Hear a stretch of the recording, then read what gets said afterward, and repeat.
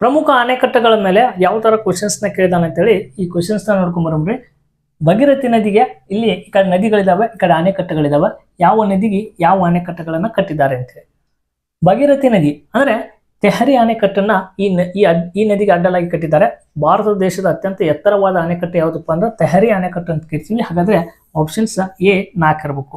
A 4 ಇರುವಂತ options ಇಲ್ಲಿ ಒಂದೇ ಐತಿ. ಹಾಗಾದ್ರೆ ಆಪ್ಷನ್ಸ್ ಯಾವ್ದಪ್ಪ ರೈಟ್ ಆನ್ಸರ್ ಈಗ 2. ಹಾಗಾದ್ರೆ ಎಲ್ಲವಕ್ಕೂ ನೋಡ್ಕೊಂಡ್ ಬಂದ್ಬಿಡೋಣ. ಚಂಬಲ್ ನದಿಗೆ ಈ ಸದ್ದ ನಿಮ್ಗೆ ಸಿ ಮಹಾನದಿ ಅನ್ನೋದು ಗೊತ್ತಿದೆ, ಹಿರಾಕುಡ್.